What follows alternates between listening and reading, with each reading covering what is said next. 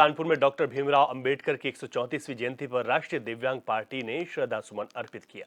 इस मौके पर पार्टी के राष्ट्रीय अध्यक्ष वीरेंद्र कुमार ने कहा कि बाबा साहेब ने संविधान की रचना और सामाजिक भेदभाव को दूर करने के संदेश से भारत के लोकतंत्र की स्थापना करने में अपना योगदान दिया। उन्होंने कहा कि समाज के कमजोर वर्गों और महिलाओं को संविधान में बराबरी का दर्जा दिया गया, जिससे आपसी भेदभाव मिटाने में बल मिला है।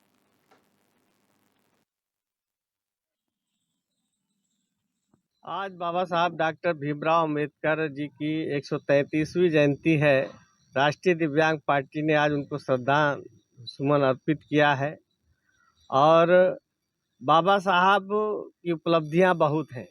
उन्होंने संविधान की रचना की, सामाजिक भेदभाव दूर करने के लिए संविधान बनाया, लोकतंत्र की स्थापना की और समाज में अपना बहुमूल्य योगदान दिया। हम तो देश की जनता से यही अपील करना चाहेंगे कि बाबा साहब के बताए हुए रास्ते पे आप लोग चलें और भाईचारा आपस में बना के रखें, क्योंकि संविधान में सबको बराबरी का हक प्रदान किया है बाबा साहब।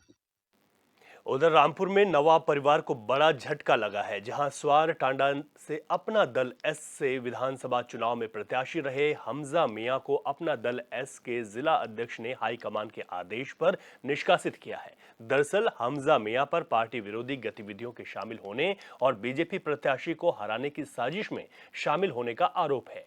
इस पर जिला अध्यक्ष ने कहा कि वे पार्टी विरोधी गतिविधियों में शामिल थे, इसलिए उनको 6 साल के लिए पार्टी से निकाला गया है। पहले वे हमारी पार्टी से चुनाव लड़ चुके हैं, लेकिन इस वक्त वे सपा प्रत्याशी के साथ बैठक कर रहे हैं और उनके फोटो वायरल हैं।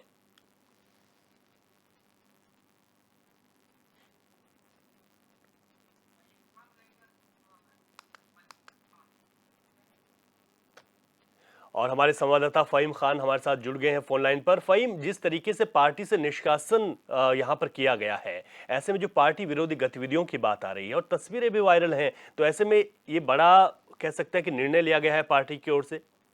जी जी बिल्कुल। देखिए, मैं आपको बता दूं कि रामपुर में जो सियासी उठापटक है वो बहुत तेज हो चली है। लोग आरोप और प्रत्यारोप लगा रहे हैं। इसमें दरअसल क्या है कि ये जो अपना दल एस के हमजा मियां है, ये पहले 2022 में चुनाव लड़े थे अपना दल एस से, और उसके बाद में फिर जो है इसमें पार्टी के अंदर खींचतान शुरू हो गई। और खींचतान इस हद तक गई कि जब उपचुनाव होना था उसके टिकट के लिए बड़ी भागदौड़ हुई और बड़ी सेटिंगें हुई, और तब जाकर जो है हमजा मियां को उसमें मात मिली थी। और यहाँ हमजा मियां को छोड़ के एक दूसरे प्रत्याशी को अपना दल एस ने अपना प्रत्याशी बनाकर उसको विधायक बना लिया था। तो इसके बाद से जो थी वो दूरी हमजा मियां से और पार्टी की आपस में बढ़ी हुई थी।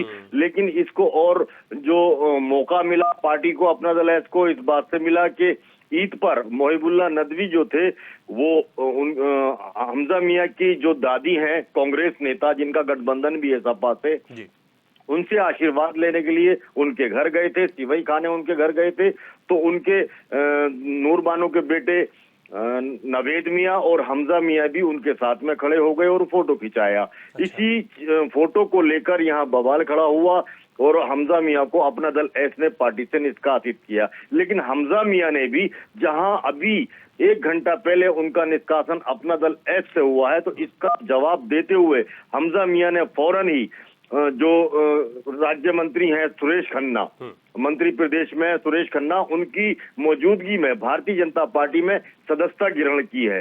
तो उन्होंने जो है इसका जवाब दिया है। इस निष्कासन के जहां निष्कासन के होने के साथ ही अपना दल एस कमजोर हुआ रामपुर में, तो वहीं भाजपा को इसमें ताकत मिली। भाजपा को नूर महल का आधा साथ मिला। नूर महल में चूंकि 3 गुट हैं, लेकिन अब ये तीसरा गुट ये हुआ हमजा मियां का। और उसमें आपस में बता दूं मैं कि नूर महल के अंदर इस वक्त 3 गुट चल रहे हैं। एक तो हमजा मियां हो गए भाजपा में इस टाइम, और इनसे पहले दादी हैं उनकी कांग्रेस में, और उनके पिता बहुजन समाज पार्टी से टिकट मांग रहे थे अभी। तो ये जो एक घर है, ये घर 3 जगह बटा हुआ है। हाँ। अब इसका किस किस को फायदा मिलेगा ये देखने वाली बात होगी।